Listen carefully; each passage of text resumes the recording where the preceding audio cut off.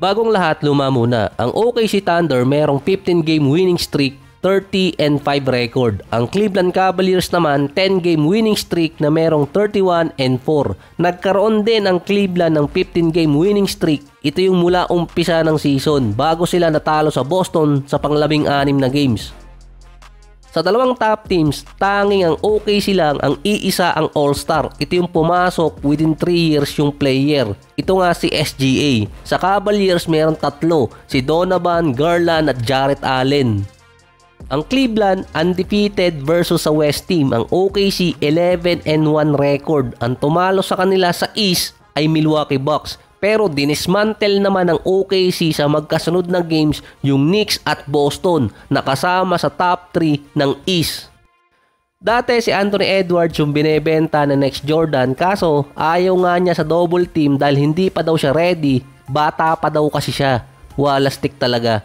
Ngayon ang kinokonek naman si SGA dahil sa record na 2 guards pa lang sa history ang nakakagawa ng 3 magkasunod na season na merong average na at least 30 points at 50% sa field.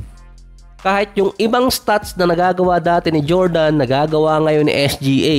Sa Cleveland naman, wala pa rin pumapansin sa kanila ngayon kahit nasa face pa sila ng 70 wins. Yung mga nababasa ko pa nga sa comment section, malalaglag din sila sa playoffs dahil nga ganon ang nangyayari sa mga teams ni Donovan Mitchell kapag nasa postseason.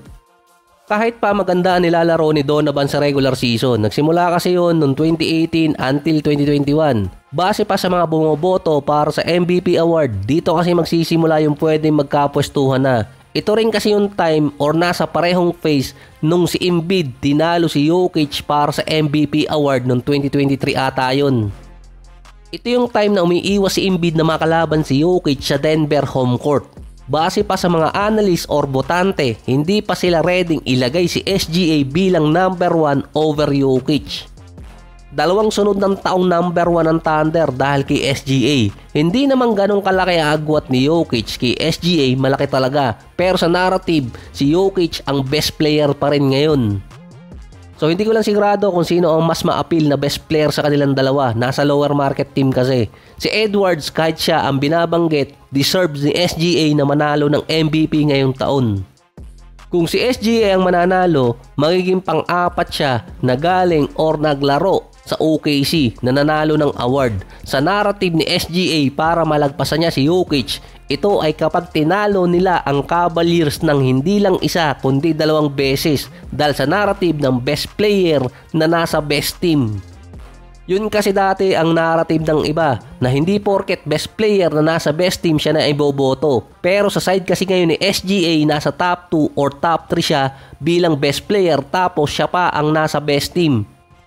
Andun pa sa ranking sina Jokic, SGA at Giannis. Si Luka wala na dahil 5 games na lang na hindi niya malaro, alis na talaga siya sa ranking or kahit sa anong award.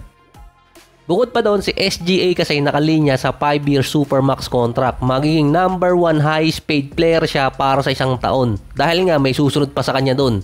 Mahigit $300 million ang kontratang nakalinya kay SGA.